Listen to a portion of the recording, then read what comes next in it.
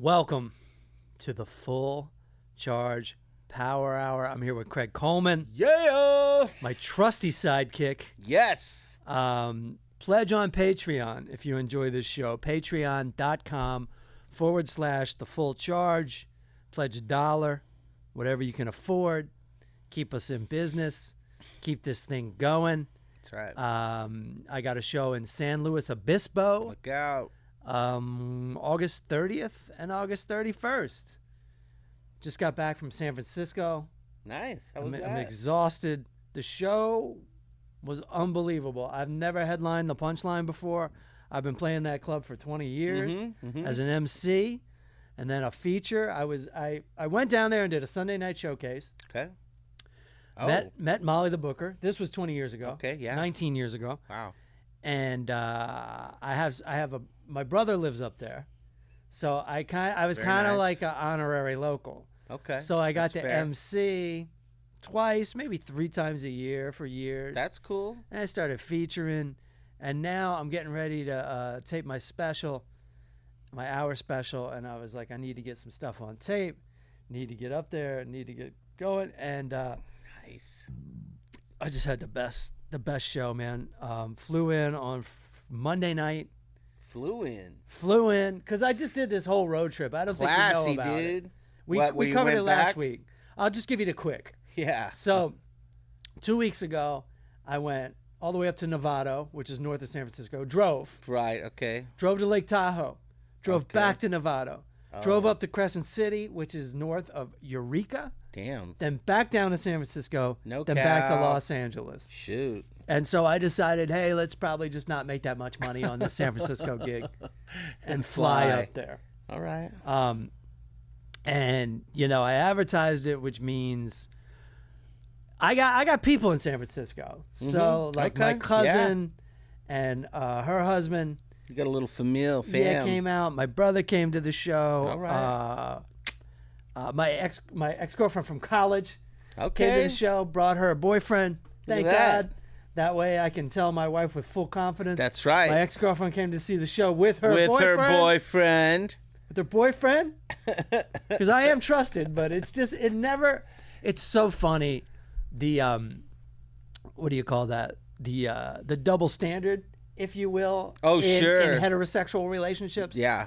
Women can have as many ex-boyfriends, still be their friends as possible. I go to my wife's ex-boyfriend's weddings, Yeah? parties, Wow.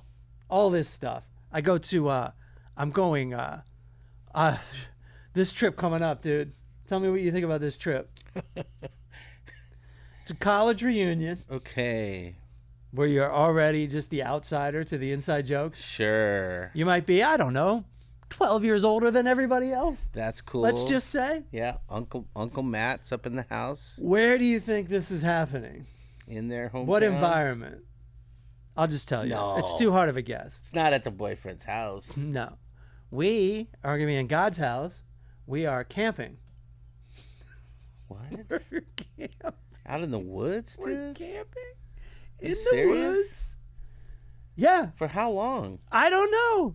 I don't ask any questions. Are you glamping or are you straight up, this is our tent? I think we're straight up camping because these guys, all her friends, they went to Colorado College, Oh. which is a very hippie For sure. school. And so they spent a lot of their time. I'll be honest, I hate it already. They're good people. I'm 53, They're dude. good I'm people. like, fuck that. I've met all these people. Yeah. I like all these people. Right. But I'm not a hippie like that. Camping's cool, dude, Not- but not at 50, dude. My back? Are you kidding me? I'm turning 50 in 2 weeks. Yeah. And You're in good shape, though. yeah, good shape, but sleep. Yeah, how good? Like And is Lou Ferrigno going to sleep on the ground in the woods? Right. Good That's shape, awesome. good smape. I mean, Yeah, these muscles are fucking achy. yeah. Schwarzenegger sleeps in a bed. Yeah, without a doubt. I worked too hard to sleep on the fucking ground like a savage. So the point is, like, their school was very funny. Like, all you hear about it, like all these road trips and skiing oh my trips. God, really? And I asked my wife to roll a joint one time, and Couldn't?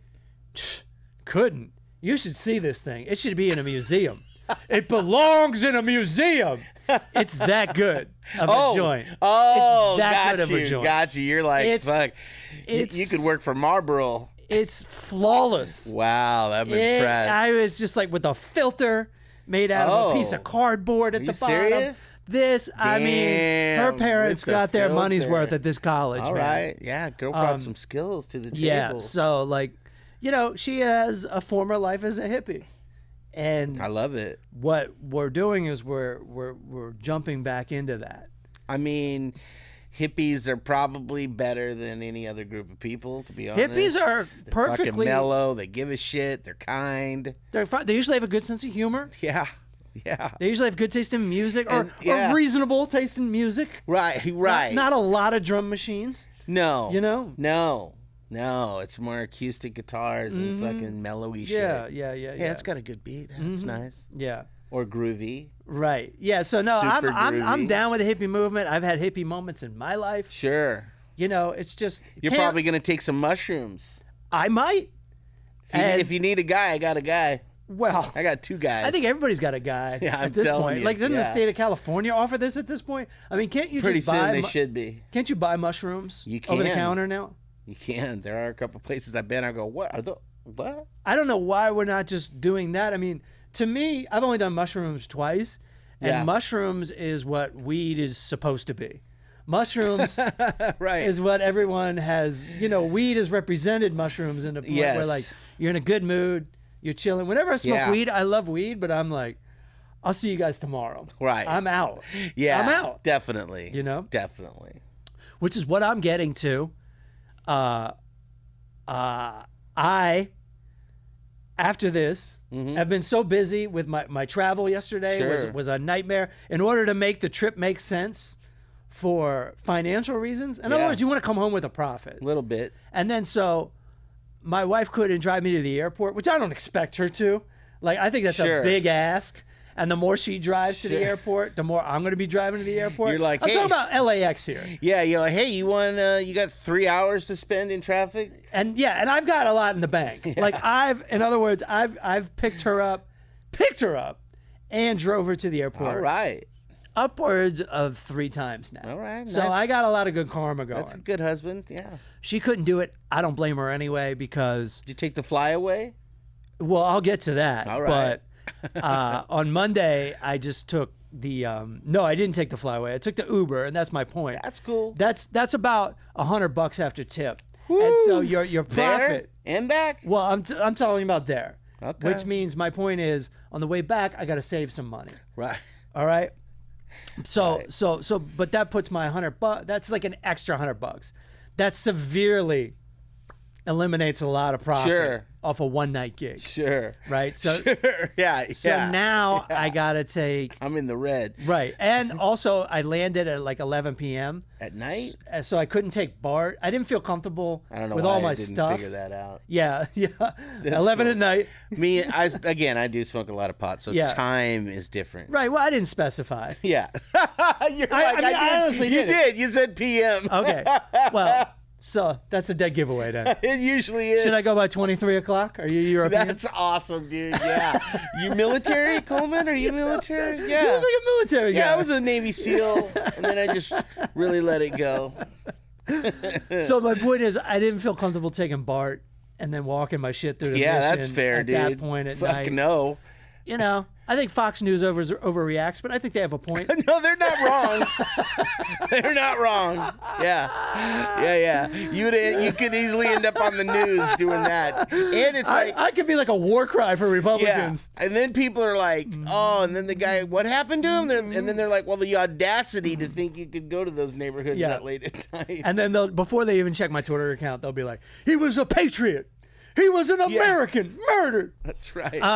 And that was my opening line in San Francisco when I got on stage. I was like, nobody is more upset about the problems in your city than people who have never fucking been here. People who will never be here. It's true. I was like, I had an uncle-in-law back me against a hot oven. Just like they let people shoplift. They let people shoplift. Like my wife's uncle was in my face. Like, and I was just like, I don't work for the government. Like I don't know why you're mad at me. Yeah, I didn't like that law either, dude. Yeah. I think it's fucking ridiculous. Right. And he was just, I was like, dude, you know, like you live in Boca Raton. Like, I don't know why you're so upset. And he kept saying, I love San Francisco. I love San Francisco. And I was like, you love being angry, which is why you would fit in San Francisco. Right. People are pissed. And I love San Francisco. I'm all over the place with who I'm trashing. I'm just trashing everyone. City. Now, I fucking love San Francisco, and I was so happy to be there. And I can do. They're a tough audience because they like something edgy, but they don't want to be offended. Oh, which is a thin line to walk. That's On the other hand, they'll laugh at way more shit than L.A. Than like a funny bone in Ohio or Syracuse or something. Sure. You know what I mean? Yeah, They just will. Like, because I got jokes about my Catholic marriage now, and it just gets uncomfortable. And I got uncomfortable in San Francisco too. It did? A little bit, because you know what, dude? No one really wants to laugh at that because they don't want to get up to the pearly gates in St. Peter's like, check out this footage. Oh, so you thought making some Jesus jokes was Right. funny, huh? Yeah, and they also, like, as much, whatever you think about Christianity, you kinda, and I kinda don't want to shit on someone's religion because it gets them through life. Yeah. But after my stint in New Orleans, I had a couple, I was thinking about the Catholic Church a lot more than I had been. Sure. And so, like, I got all fired up, and I wrote all these jokes, and they're really funny to me. Right. Because I grew up Catholic, so I know exactly why they're funny. Right. But then there's also, on top of that, I'm assuming people grew up Catholic, so they might not even get it. Like if you make a Star Wars joke and people haven't seen Star Wars, like, it's not as funny. Like, okay, so whatever. But these are just jokes I like to do. I'm working on my hour, right? Like my real hour to tape, and so I was happy to do it there. I knew I could get through there without being, like in a fight. Yeah. A real fight. Have to answer some shit in the parking lot. Yeah, maybe a Yelp review. Yeah. But I can live with that. Yeah, 1 star because I couldn't give 0. Yeah, and that's a drop in the bucket these days. Yeah, I'll my take average. That. As much as people have trashed me online, my average is pretty good, believe it or not. I used to do a few Jesus jokes. Yeah. One is still fine. Yeah. And even Christians will laugh at it. And they're fine with it. Yeah. But there was a couple I did, and it was so quiet. Like, it's never been that quiet for me in my life. And I was like, oh, okay, you know what? That can go in the burn pile. Yeah, it's tough because this is why you got to give it up to, like, people like Doug Stanhope and all these guys. They like, don't give a shit. They don't give a shit. But the problem with doing jokes that like you can tell offend people or make people uncomfortable is they're hard to work on because you have to tell a joke a couple times for it to get good. Away at it, and then you really have to tell it like 30, 50 times for it. But you just get fucking scared. Yeah. You're like, I don't feel like putting them through it. I don't feel like putting me through it. Yeah. I just did 20 minutes of cute jokes, and now I'm like, oh, by the way, Jesus never existed. And they're like, whoa. Yeah, dude. But also, I think if you coming from a place of a bank account full of money, fuck, I'll say anything. I don't give a shit. What are you gonna do? Yeah. What, take away some of that? Yeah. Nah. There's still that moment though, and you have to live in that moment. Sure. Where you can all of a sudden hear the spotlight. Oh, trust me, dude.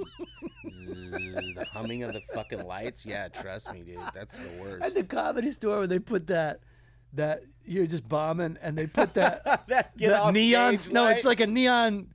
It's code. Like, the audience doesn't know what it is. Right. It's actually a great light because the audience doesn't know what it is. It's a neon star. Yeah. In the left corner. Yeah. So it's not even. It should be on the back wall. It's on the left corner. Because you got to look over and go, oh, man. But you'll be just like bombing and sweating and like seeing all the dust floating in the lights. And you're like, is anyone still here? Man. It's like you're in outer space, you know? You are. And then you just hear, and it's like Pavlov's dog. You're like, thank God, I'll live to bomb another day. Oh, I can hear the neon gas going through the light. Yeah, I was so excited a couple weeks ago. They're like, you got a 10:45 spot on Sunday at the Comedy Store, and I'm like, yeah, that's because I looked on the website, and there was 2 shows, one at 7:30, one at 10:30. I'm like, I'm going up second. Nice. And it was sold out. I was like, this is fucking. That's pretty great. Awesome. Yeah. It wasn't 2 shows. It was just one long show? It's one long show where you can buy tickets to get in at 10:30. It's that fucking long. It's that long. Because it's already that. So you can buy tickets to a sold out show. That's how long it is. Oh my God! Because they already know that people are gonna leave. Yeah, after say 3 hours, people are gonna leave. I'll never understand the LA marathon comedy show. It's a Comedy Store phenomenon. And it's a Comedy Store phenomenon. And they pride themselves in that, and that's kind of why it's great, but that's also why it's difficult. Yeah. And that's why you got good comics coming out of there, because it is difficult. They probably need to they need to realize that people don't do as much cocaine as they used to. Yeah, no, people aren't realizing anything ever. Like the whole format of stand-up comedy. Yeah. I mean, we've almost come back around, and I'll get to that in a second. I think Seinfeld made a great point when he said it's becoming something you have to go see again, despite the fact that you can see it everywhere. On the phone, here, there, Netflix, blah, blah, blah. But it's becoming something you have to go see because it's become rare to watch somebody do 20, 30, 60 minutes uninterrupted with no flipping, no swiping, and no room for error. If you fuck up, you have to get the audience back. You don't have that in... Like, we're going to edit this podcast. We're going to edit out the part where you say you murdered JFK. Right. Yeah. I probably will edit that out because it's just fucked up. I wasn't born yet. Mm-hmm. I was still sperm in my dad's balls. I forget what the hell I was talking about. So I had to take Bart to the next day. I had to take Bart to the next day the airport. All right. Then I flew on Frontier. I don't know if this is a good airline or not. It was delayed an hour. They're paperless. And wait, what does that mean? Well, everything's done on an app? It's what most people like to do anyway. Nowadays. It's on an app. For sure. That's cool. To me, I like having... It's like the Airbnb of airplanes? Well, yeah, kind of, sort of, but I like having a paper ticket because I don't like... Yeah, here's my I proof. don't like the unpredictability. I don't like to trust the phone. Yeah, like I won't find it. Because never am I more looking at my phone than when I'm at the airport. Even when I'm in the bathroom, who knows? It goes. I just like having it. I'm old school that way. Yes. I like paper receipts. I'm killing the environment. Everybody, it's absolutely me. It's me. They always ask me. I have an app where we scan it and we get points. Mm-hmm. It's like you almost get no reward at the end. It's like a $10 gift card, but they're like, "Do you want your receipt?" And they look at you like, "Cause you're old, right? I'm pretty sure you will want." And they're also like, "You don't want your receipt." And they're also like, "I want the receipt." Yeah, give it to me. I do. Give me that receipt. Give me the receipt. I want proof. Especially in like Starbucks or something where they're like, "Yeah, no, what's your order?" Yeah. Then you walk away and they're like, "We don't know you, man." Yeah. We don't know you. Yeah, that's how you get your fucked. Order. Yeah. That's how you get fucked. Judge Wapner, do you have the receipt? Yep. And the guy who had the receipt won every time. The receipt's court. Boom. The paper's court.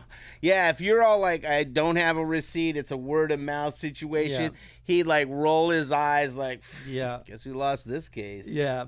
I love Wapner. Yeah, they get to keep the dog. Yeah, definitely love your dog. No, definitely love Wapner. Wapner. That's pretty good, dude.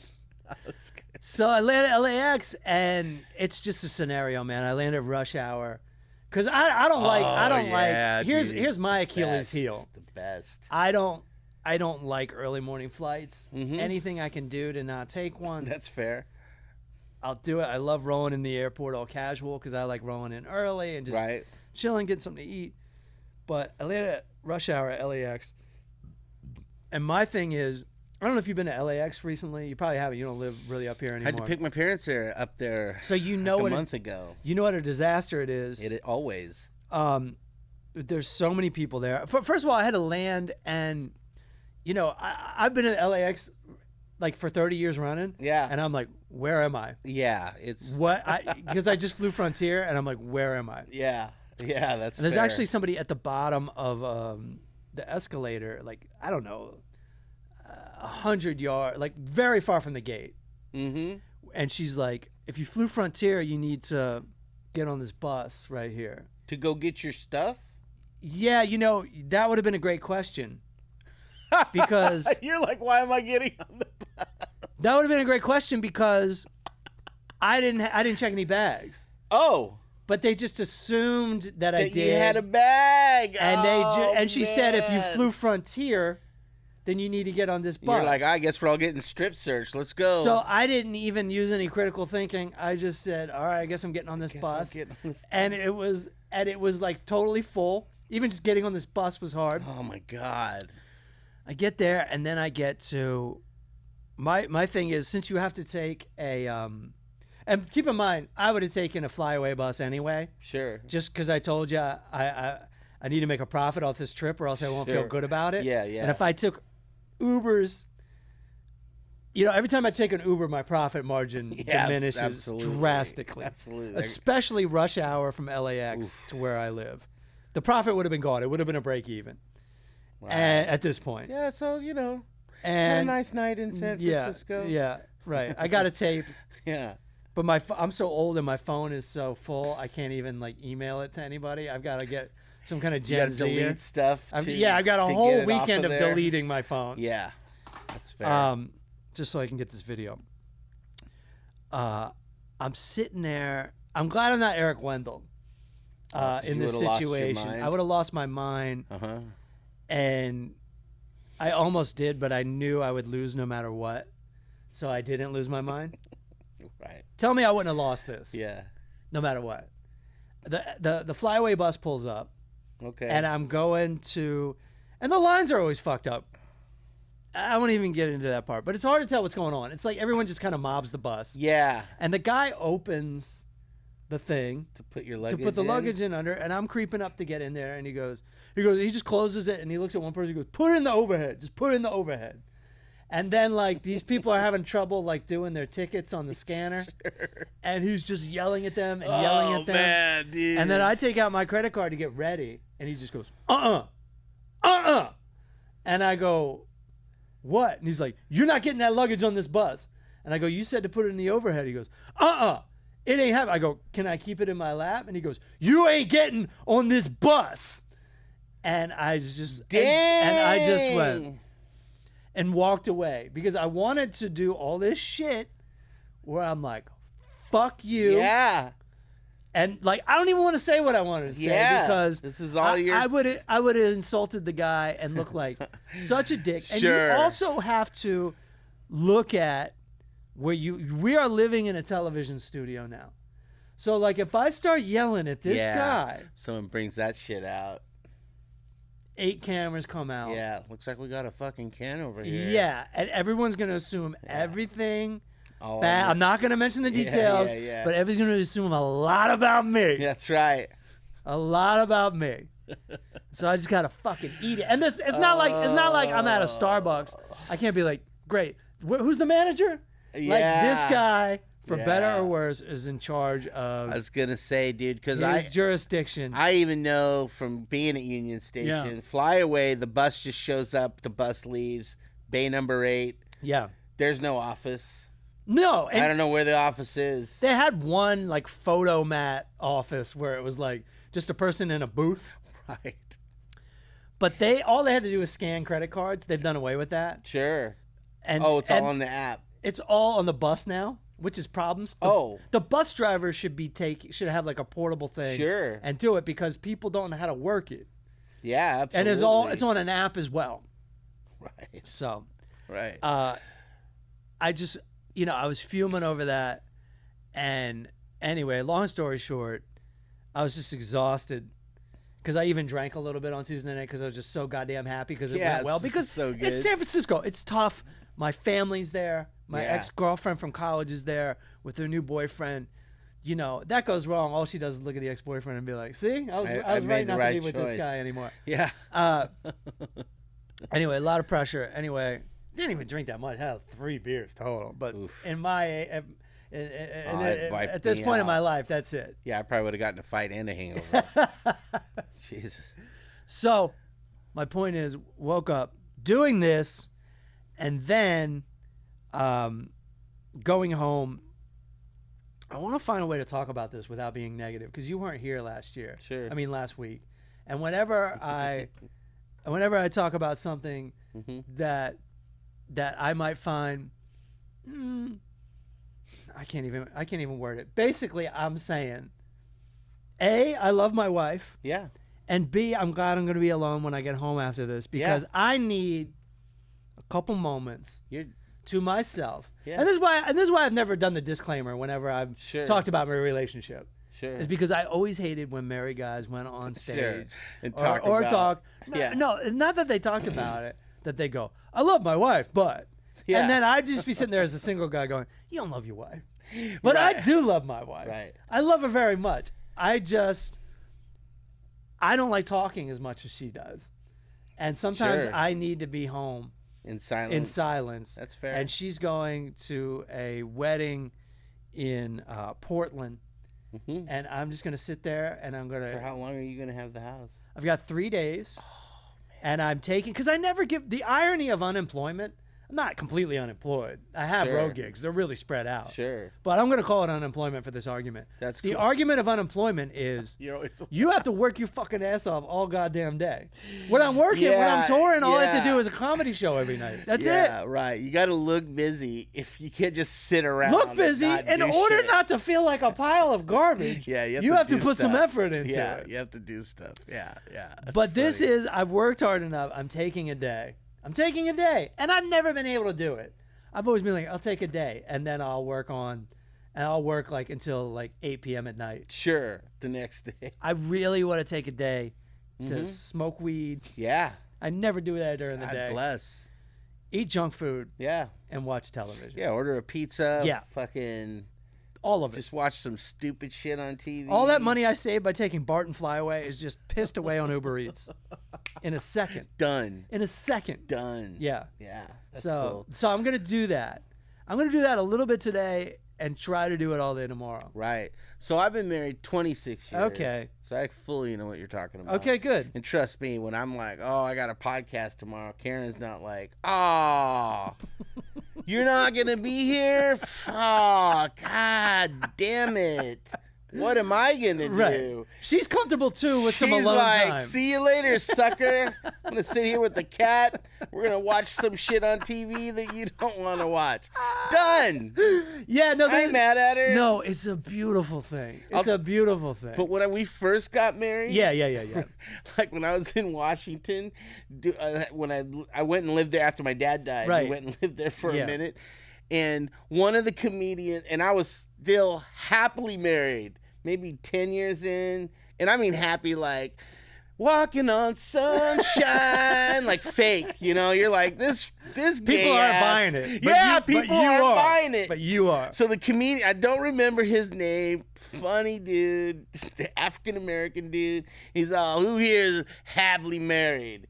And I, like a dumbass, I raised my hand, and he goes, what? Who's married? And he goes, you happy, man? I go, oh, yeah. He goes, you love her? And I go, oh, yeah. And he goes, psh, this fake motherfucker. Like, dude, he's so... Not only did... And then when he decided it was true, that I did feel that way, he hated me even more for it. Yeah, but that's ridiculous. It was That's a ridiculous perspective. And he did all these divorce jokes, so I'm like, he hates his ex-wife so much that he's mad at you. Exactly. That ain't fair. Exactly. Yeah, that's totally. And I remember one time at work, I was with these two guys. These like Mexican dudes, neck tats, like got out of a gang, got a real job kind of dudes. Sure. Cool guys. Homeboy burritos.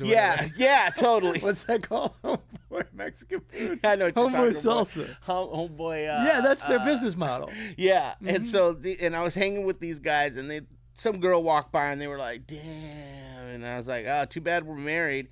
Like, fucking what a nerd. Dude, those guys looked at me. They gave me the eye like, what? Like, what a bitch. Because they're not married or because they are cheaters? They're cheaters. They're cheaters? Yeah, they were cheaters. And just three, they're like, even if we're not bringing this up right now. We're living in this moment. Right, dude. Like, and why would you even say anything about it? They're like, check out that chick. And you're like, yeah, I love my wife. Exactly. They're like, what a fucking dork. You're ruining our bachelor party, man. Totally, dude. Totally ruined the bachelor party. Wow, somebody should get that stripper a coat. Fuck.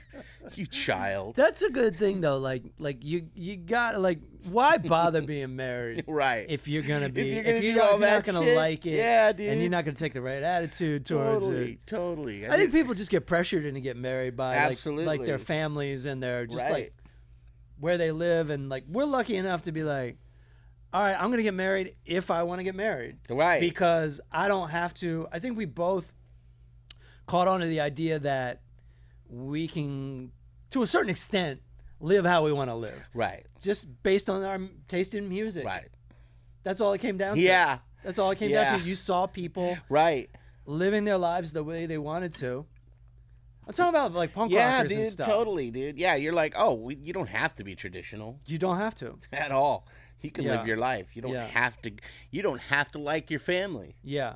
You could cut them off. Right. Yeah, if they're crazy, they're mean. Yeah. You grew up with mean people. Mm-hmm. Fuck them. Yeah. You don't ever have to call them again. No, you don't have to. Oh, you're 3 states away. Guess what? I'll see you when they're throwing dirt on your casket. That's the next time I'm going to see you, you son of a bitch. Then they don't want you to call them anymore if you say something like that. And then we're done. Yeah. We're probably done. Note to self, don't let Craig do the eulogy. Update Will. Update Will. That's great. That's great. Oh, shit. So that's what I'm doing. That's pretty good, dude. I'm exhausted. I love hearing travel adventures from people, because in the cities, it's like, God damn, it's a slog. Oh, it's a slog. You got to get there. It's not easy. You got to get there. And when you're at the airport, it's chaos. It's dude. like the world's biggest farmer's market or something. It's just like huge. It's huge. Everyone's upset. Right. Everywhere. It's a miracle that even one airport operates properly. Right. Because like so if you pay a little bit more out where I live, you could go to the John Wayne Airport. I love John Wayne. I've been there. You think I haven't been there? Dude, it's like you walk. Yeah. Well, Pilgrim, looks like you're in gate 64. Dude, it's like I there's fucking love John Wayne there, Airport, dude. man. Yeah. You walk in and it's like nobody's there. Right. It's like one of those movie theaters that's just gigantic and like 5 people came to see the movie. You're like, where do you want to sit? That's what's funny is here where I live, we have Burbank Airport. Yeah. Which is getting more crowded. I'm sure it is. But it's still a mom and pop. That's also nobody's there. It's mom and pop. Yeah. It can never get too big because it's small. The building's small. It's tiny. It's right there. Right. And the only problem is it's usually a lot more expensive. Not always. It is. Sometimes it's even cheaper. Yeah. But to not plan ahead and to not go there is a rookie mistake that you can never get away with. You will instantly regret it as soon as you look at that Uber price. Right. And then you refresh it to get a cheaper price and it just goes up. You know? Yeah. Extra $100 is worth it. One time when I first started doing the road, 2002, after a night of partying, me and Randy, my friend Randy, who's on this podcast, famously, we were hanging out partying, and then at like 1 a.m, I'm like, all right. I mean, we had it planned. He's taking me to the airport. Yeah. We stop at 7-Eleven. He gets a cup of coffee, and we're heading down the street, and he's going to turn on 5 South, and I'm like, 5 North, dude. And he goes, no, it's South. The airport's South. I'm like, no, we're going to Burbank. And he was just like, Burbank! Burbank! Are you fucking kidding me, Burbank?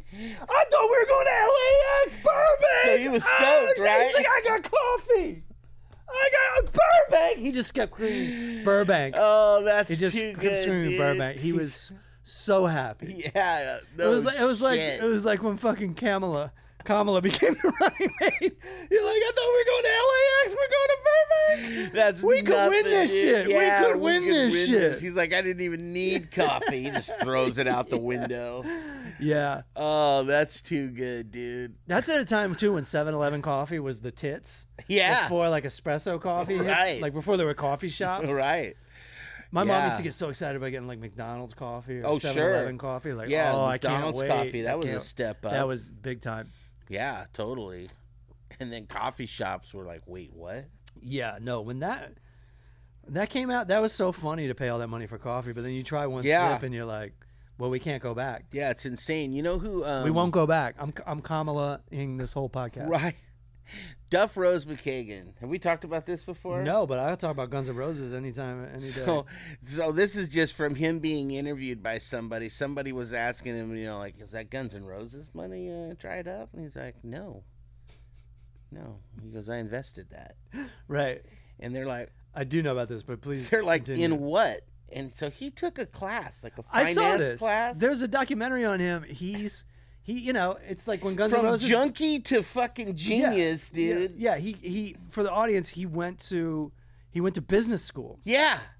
And yeah, the kid, he was like young enough where the kids knew who he was. Right.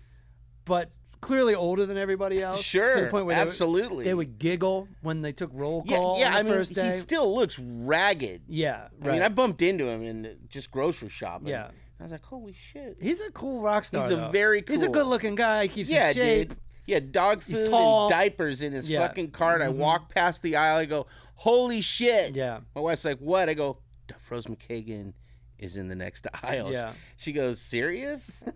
Are you going to say anything? I go, fuck yeah. I just went down. Dude, I love your music, man. I go, hey, cool, bro. What's your name? Done. We're out. Yeah. Thank you. Now take the credit card to the liquor store. He took that class and he invested. He goes, so I decided to invest in 3 Seattle companies. Gotta love it. Starbucks. Yeah. Microsoft. Yeah. And I forget what the third one is. Yeah. The third two out of 3 ain't bad. Yeah. Oh, Whatever. Amazon. I was like, I knew it was something ridiculous. The band might as well be called like Duff and Roses. Seriously, I mean, dude? he can never.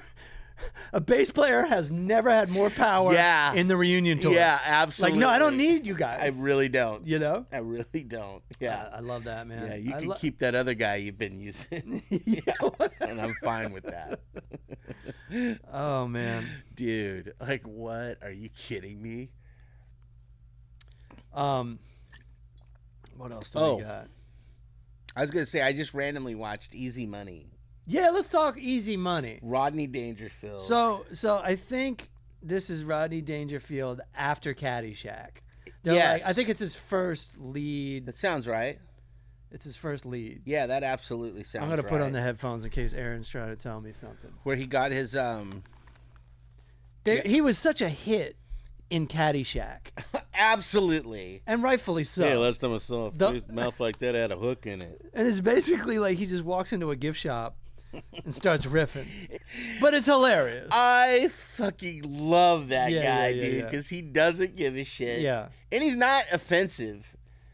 Rodney, the way he does it, it's not offensive. It is in a way in today's society. Like, he trashes his wife so hard. Oh, but for he mostly sure. trashes himself. Oh, for sure. The best joke in that movie, and I saw the trailer, and I was like, oh, I'm watching this movie just off of this one joke. Yeah.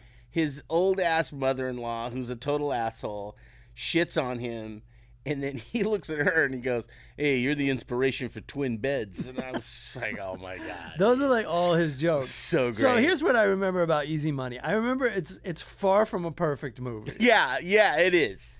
But it's Rodney and Joe Pesci is his friend, right? Pesci, He's just his dude. friend. Young Joe Pesci. His daughter's getting married to a Yes. questionable person. And by the way, he's way older than his daughter. Rodney is. Yeah, he is. Rodney's way older than his daughter. Yeah, he's like, what, 60, 70 years old? His daughter's almost? like 22.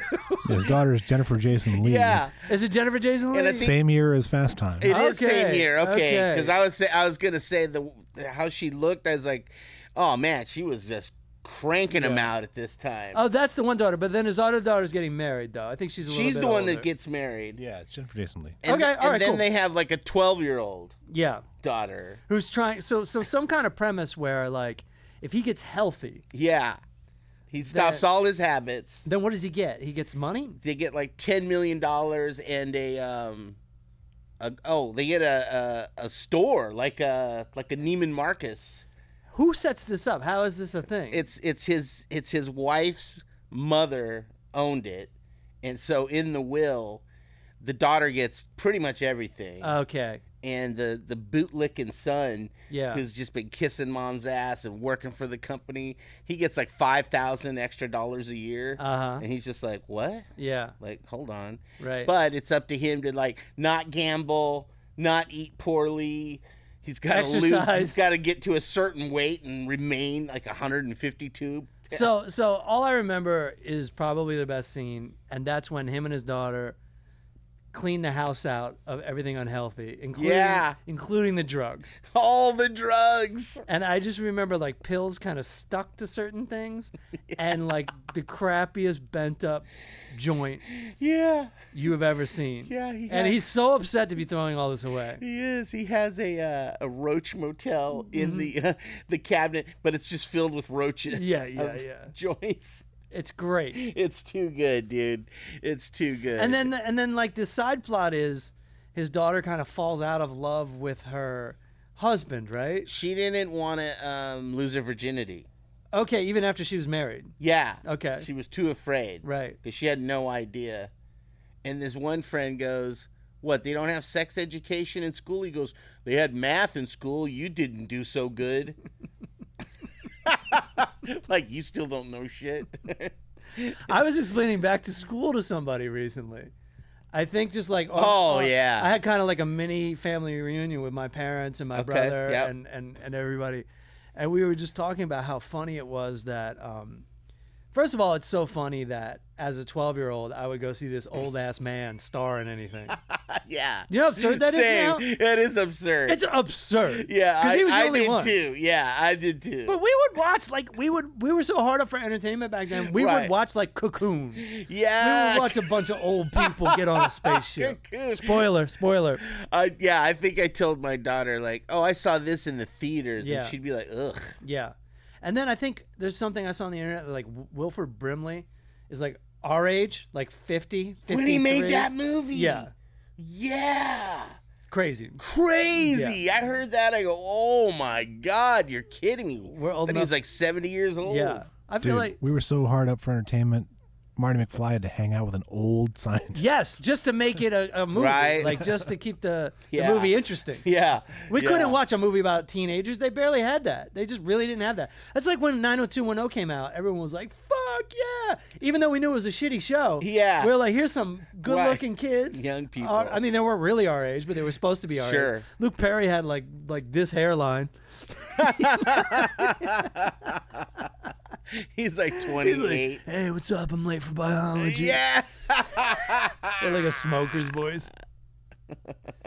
But the absurdity of back to school, like showing up to your son's college would be the biggest buzzkill in the world for your kid. Absolutely. No matter how much money they brought. Right. And what does he do? He takes 3 dorm rooms and he knocks the wall down. Yeah, it makes a big old party. So now you live place. in the same fucking studio apartment as your dad. And Robert Downey Jr. Oh, that would be the worst. And there's just all these gratuitous scenes where like he's in the fucking hot tub with young girls. Like, young girls, but they're really like 28. Right. Like they're not like college kids. Right. And he actually says this. He goes, hey, it's not a bath without bubbles. Come on in, Bubbles. And this girl with big fake titties. Oh, my God. Walks in and sits down in the tub. Right. I've seen the Sam Oingo Boingo plays the fucking college party. Of course they do. Yeah. Yeah, of course they do. Yeah. I've seen the scene with Sam Kinison 1,000 times. That's why we were talking about, because my wife, it's so funny, my wife was watching this series called The Darkside of Comedy. Oh, and I was like, hello, honey. Just walk into the next room. You see me moping in this dark notebook. Side's right here. Yeah, you see me fucking stressing out over this TikTok account of mine. So she's like, have you heard of Phil Hartman? I'm like, yeah. And she's like, she hates Sam Kinison. Yeah, I get it. That's just to take somebody who was born in 1987. Yeah. Like my wife. That's fair. And to see this guy, it's like not a lot of it has. Yeah. Like I know why it's funny. Right. Because of it was original And that it was like their Nirvana of stand-up comedy. It would start his first stuff out. It would start off like really soft and then turn into yeah. Like it would just be, and that was my introduction to Sam Kinison. It was back to school, and he'd be like, we're gonna do a little topic called the Vietnam War, right? And then he was just like, well, I was chilling on a rice paddy while you back here listening to fucking Beatles records. And then fucking, and then Rodney Dangerfield is just like, hey, take it easy. She was 8 years old in Vietnam, and me, I'm a lover, not a fighter. Right. And then they get in the big fight. I just was talking about just like how absurd the whole movie was, and just how great it would be for you to go back to your dorm and be like, dude, the craziest thing happened in fucking Vietnam class You can't today. believe it. Yeah, this old man. This old man of my class, and he's a famous old man in a way. Right. He's like at least locally famous. Oh, because he was rich or whatever. Yeah, it's like, well, not because he was rich. Like he was somebody who owned a business. It was like a big, tall, and fat store. Okay, yeah, right. But he was also the spokesperson, like Crazy Eddie. Oh yeah.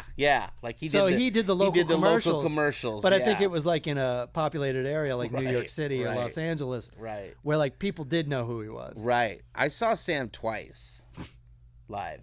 Oh yeah, you told me about that. Yeah, back in the day, we went and saw him twice. But then when he came back to town the second time, he did the same jokes. Yeah, same jokes is one thing. Eh. Same jokes is one thing. I get it. Like you don't want to see the same jokes over again. Right. But you're saying he was taking the same phone calls. He was doing the same phone call gimmick, and I was like, So in other words, a caller would say the same exact thing. Yeah. As in, it was a recording. Yeah, and I was like, are you so coked out that you don't realize you did the same fucking bit twice? Mm-hmm. And I was just like, that's a bummer. But the first time I saw him on Letterman, his first Letterman, I was just like, I'm hooked.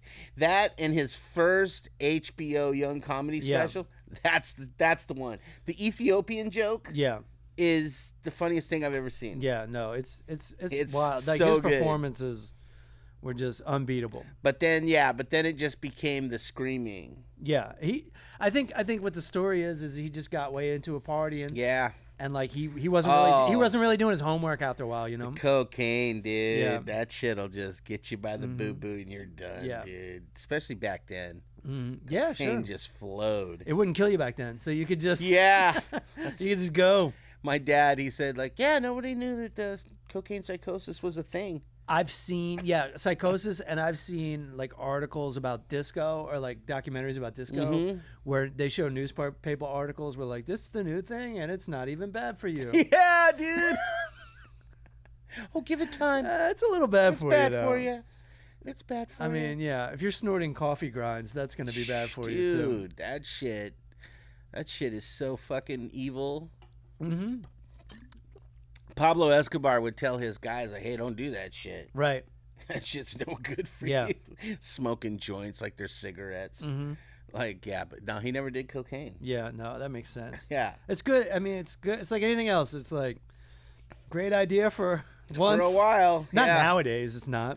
No. You can just die off. Yeah, they ruined cocaine. Yeah. Come on, man. What? Yeah. It didn't need fentanyl. What the fuck? It's sad. It was sad. It's fine on its own. Because people are going to do it anyway, too. That's what's seriously sad about it. Yeah, dude. Yeah, I had to put it into my kid's head, dude. Just don't even fuck with that shit. Mm-hmm.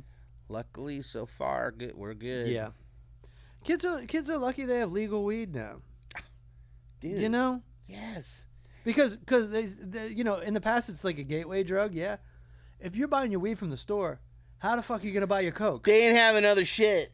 Hey, guess what else I'm selling? Yeah, exactly. And so you have to now take this step from, okay, I get my fucking weed at Kmart. Yeah. Where do I get my coke from? Like, you don't even know. You don't even know. Yeah. Even asking around feels dangerous. Yeah, you're like, now I got to go to the worst part of town. Right. And just pull up randomly on street corners to get cocaine. That's the nightmare of the traveling drug addict.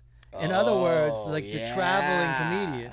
You either have to bring your own, which, by the way, I'm not speaking from experience on this. That's why Lane Staley didn't even tour with the fucking Alice in Chains. That's why I always just got like a new drummer. Like there's guys that can't live without their drugs. Right. Or they're at least going to have to go through, like the Chili Peppers talk about how Hillel, their guitar player, whenever they would go to Europe or go on tour, like the first week would be their guitar player detoxing. Being dope sick.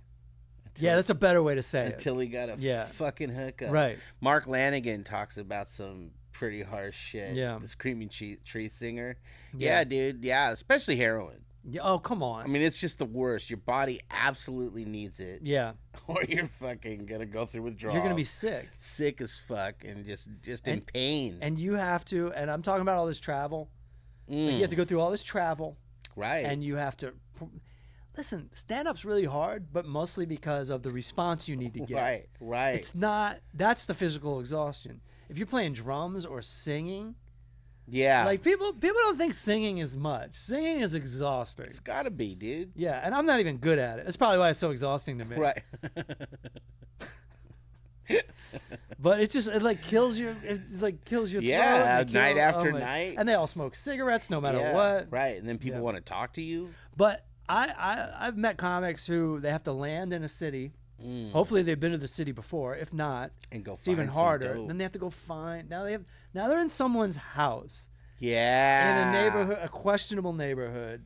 Yeah. And that door with questionable people, and you're in their environment. Yeah. And that door could get kicked in at any minute. Sure. By someone who's going to rob them or take everybody in that room to jail. There's so many enemies and so many people that can ruin your life in that scenario. Absolutely. And then, best case siterio, you just stave off your withdrawal. It's not like you're getting some great pleasure. That part. Yeah, dude. Yeah, and you're right, it is a gateway drug, but the sad thing is, if they made coffee illegal, I'd be doing that shit too. Yeah, now I'm over at some dude's house. Yeah. Like, no, just, I need enough for 3 cups. I don't have enough for creamer. Just like... Just give me 3 cups and I'll be gone, dog. Yeah. Yeah, I'll take 1 cup now, dude, and just fucking give me the grinds for a fucking couple let me days, hang out. Dude. Yeah, I'll listen to your album. I'll listen to your new song you recorded. I was going to say, I can't tell you how many dumb movies I've watched or fucking, I like the first 5 Iron Maiden records, but let's listen to this one. Their new stuff. Yeah, let's listen to the new stuff. The new Maiden. Because it was always one guy in Alaska, she would say, like, ask for Nintendo cartridges. Mm-hmm. Okay. So, like, instead of an 8th. That's the code? Yeah, that was the dumbest that's the dumbest. So I remember it because it's the dumbest code I've ever heard. And so I was like, yeah, let me get 3 Nintendo cartridges. Okay. And then when you come over, she's like, well, you got to hang out for like 45 minutes. That's what she says? Yeah. She says that out front. Because usually it's just kind of implied, right? Yeah. Like, you can't just, let's just stop for a second. This is back in the day buying weed. You had to, like, it was almost like you're not buying from Pablo Escobar. You're buying from an acquaintance. Some low level. But they kind of become your acquaintance, kind of become your friend. Right, they do. So you can't just roll in. Right. If they're, like I'd say once a month probably you have, like, you set up that you had a doctor's appointment you got to get to. And so you got, like, 1 a month where you can go in there and be like, yeah, I really got to go, sorry. But you can't do that too much. Right, the rest of the time you got to hang out. You can't do that too much. Yeah. You got to hang out. Got to make sure you can't tell them, like, yeah, there's 3 people sitting in a car. Yeah. Out down at the end of the block. Right. But then you're in your head, you're like, because they're like, well, I don't want to look like a drug dealer. Like, look, nobody has 30 friends. Sure. That randomly come by their house every day. Yeah, it doesn't matter. Nobody. Yeah, it doesn't matter how long they hang out. Yeah. Yeah, it doesn't. I think the only movie, there's a Mr. Show sketch that gets it right. Pineapple Express nails Pineapple it. Express nails it. The guy's like, I'm friends with Seth Rogen, and Seth Rogen's like, I'm not your friend. Basically, he doesn't say that, but that's what he's thinking. He does not want to hang out. Okay. Incredible premise. That the beginning of that movie is just incredible. I get that the movie has to go. That's the problem with all movies. It's got to go somewhere. Right. But the premise of those two, actually, it goes through the whole movie. That those two are now working together and are friends. They see each other a lot, but they're such an unlikely friendship. Yeah, no, it's hilarious. Have I told on the reboot the story of the guy I used to get weed from? No, go ahead and tell it. And the smugglers that he fucking hung out with. So for some reason, and at one point my wife goes, "Do you think Brad's a cop?" And I go, "Holy shit, that's a possibility." Were you high when she asked you? Yeah. Very. That's fun to think about, right? Because Karen, it nails a lot of stuff. Sure, yeah. I don't know how or why, but she's so observant about things. I mean, she walked in, I was watching a TV show. I'm second season in. Yeah. And these two characters, they've been working together for a long time. Nothing's happened. This guy over here, straight cop, hasn't done one dirty thing. She walks in, she sits down, she watches this show for 5 minutes. She goes, these two are hooking up. I go, no fucking way. I go, that's literally not happening at all. Right. And within like 5 minutes, they're making out. Yeah. And then and she goes, oh, that guy's crooked. Sure as shit, he like gets on the phone, starts telling the drug dealer everything that's going down with the FBI, and I'm just like, what? But she has that power in real life. She has that power in real life. Wow. So she said that about my sister. She goes, I think your sister's a lesbian. I go, come on! She dates long term. So half of her superpowers are gaydar. Yeah. She's just really, really good at shit. Yeah. So whenever she says shit like that, I'm like, you're probably right. Yeah. That's funny. I have it written down, and I don't want to dwell on it because I want to hear this story. Yeah. But I had written down a premise that there was a time, like 25 years ago, where straight people would warn other straight people if they were about to go hang out with someone gay. Not because they thought anything bad was going to happen, but it's just like, I got to tell you now so you don't fucking act weird when it happens. I remember I was buying a used car from a friend of the family. My mom goes, I will tell you, he is gay. I just remember she felt like she had to tell me that. And then just briefly, it was weird. So you're not surprised. It was so weird hanging out with the dude because at one point he goes, yeah, I went to an Eyes Wide Shut party last night. And I go, what do you mean? That movie's been out for like a year. You went to the premiere? Like, he's telling me he went to a party. He went to an orgy. He's telling me he went to an orgy, which is completely inappropriate. For like, I don't know him. We're not that close. Aaron, how much time do we have left? We're at 58 minutes. Okay, cool. Just can you give it to me quick? Yeah. So Brad would take me places, like you'd come in the place and he'd be like, hey, this is so-and-so studio, but we're going to do this business here. Open up ski bags. You ever seen a ski bag that holds they're like this long? Yeah, they're huge, right. Yeah, and there'd be like 5 of those just full of weed. Uh-huh. You know, and I'd be like, yeah, I don't know anybody in this room. And they'd all look at me and he'd be like, Craig's cool. And then that's it. Like he would say nothing else. Right. And then, but then these 2 guys, they're from Canada. And then he was like, these are the guys that I get my stuff from. Uh-huh. And he goes, hey, tell Craig how you guys smuggle this stuff. Oh. And they look at me and they're like, we don't know this guy. Yeah. And he goes, oh, he's cool. He's friends with Korn. And they go, oh. So they go, we got a boat that half of it is a gas tank. The other half of the gas tank is empty and we'll stuff it full of weed. He's all, this other way we do it. He goes, there's this part of Canada where we'll just take these bags on our back. He goes, and we just fucking run them across the border. Oh my God. He goes, it's about I forget how long he said. He goes, but there's people that patrol the area. But if they don't get you once you're past a certain imaginary line, he goes, you just watch, and as soon as they drive past, boom. Yeah. He goes, you start running. Wow. And then the other way he said they would do is they put GPS trackers in the bags. Yeah. And just fly over the border, drop them in the woods. Oh, wow. And then the guy on the other side has to go and find them. And I'm just sitting there like, you don't even care. A, I don't care. Yeah. B, I'm like, I don't even want to know. Yeah. You know what I mean? Yeah, no, it feels very illegal. Yeah, I don't want to know any of this information because I'll tell you right now, the cops kick in that door. Yeah, you're and involved. They go, what do you know? We'll give you 20 years. I'm all, no. Those 2 guys are from Canada. They brought it here. I can tell you the 3 ways that they like to transport it. Yeah. And Brad's the guy that sells it locally. Now you're involved. Yeah. You got out of jail, but now you're involved. Yeah, I'm throwing rat on all of you fucking guys. We didn't grow up together. I don't know you that well. So what happened? Did they turn out to be calm? I don't know. Oh, okay. I never saw Brad again. At a certain point, I lost touch with Brad. He has no online presence. So he was because that's just absurd. There's a good chance he's a cop. Tell Craig how you got these drugs here. Right.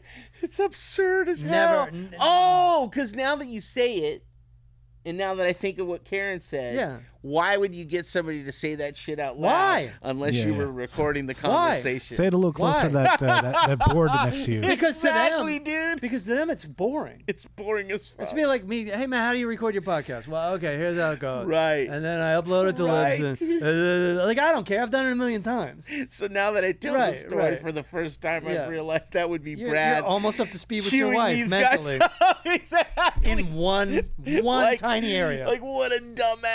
Yeah. That's so good. yeah, dude. no. That's so good. You know, this is a generalization, but women, they just know much more. They're smart They at that. they can see in, Yeah. in 4 dimensions or whatever. Yeah, absolutely. That was so funny in my high school. I was not into drugs at all. I drank a couple times, Right. but I still had this sense of humor of like, let's pretend like we're high, Sure. or because it was like just kind of funny to me because I like Cheech and Chong or whatever. Yeah. And I remember like at one point just being like, "Yeah, man, I got some weed," and then this one guy goes, "You got weed?" And he's like everyone else is laughing. He's like, "You got weed? Tell me about this weed."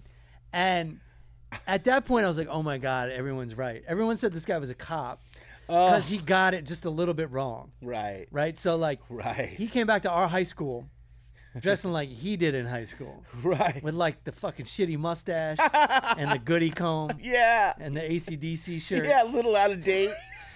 You're like, come on. Who dresses like And this? even then, I was thinking 2 things back then. No one really does drugs, and 21 Jump Street is a fucking television real? show. Yeah. This is not. I didn't buy it. In hindsight, I was a suspect for about 5 seconds. Right. Yeah. One of our friends fell for that shit, and everybody told him this guy's a fucking undercover cop. Yeah, dude. right. Yeah. Absolutely. A friend of mine, I won't name who, got arrested by someone under the same description. It was already the early 90s. We were at Right. like listen, I'm revealing too much, like a Cypress Hill 311 concert. But the guy that arrested these guys, and they were only smoking weed. They were just smoking Wow. a joint outside the venue. Wow, thanks for changing the world, dude. Yeah, and they arrested Wow. 2 of my friends, 2 guys in my band. Wow. Ruined their fucking life for Yeah. a little bit, Yeah. if not forever. Mm-hmm. Yeah, dude. For Well, fucking a couple joints. Not forever, but I didn't even know it was like really a crime even back then that you can get in Just trouble to for smoke smoking a a joint. joint? Like Yeah. you're kind of wasting it. I mean, there's still You're wasting states. an arrest. Yeah, there's still states like Wisconsin. My Yeah. friend lives in Wisconsin. He was like, dude, if I had a pound of weed, he goes, yeah, I'm probably doing 5 years. It's so sad. Like, wow. And now that you know just how, I don't want to say completely harmless, but Right. but the fact that we as a state function on it Yeah. fairly well, Yeah, dude. it's like it honestly feels like at this point, right. the way I use it for sleep, it feels like you're getting arrested Yeah, for seriously. drinking coffee. It's like kind of the same thing. Right. 3 people blackout drunk, one of them drives home. Mm-hmm. Is not way worse. Sure. Yeah. I yeah. mean, Yeah. come yeah. on. Oh, if you want to compare it to alcohol, My dad always you can did. compare anything to alcohol, and alcohol is worse. And I'm Yeah. just beyond drugs. Yeah. My dad would always, because he's just a weed guy. Yeah. He'd always, anytime somebody was negative about weed, he goes, yeah, they're probably a fucking alcoholic. All right, that's gonna do it for the Full Charge Power Hour. I'm gonna go home and sit on my couch and practice what is legal in this state now. Oh. I'm gonna get to know myself. That's right. Thanks for getting to know us. See you later.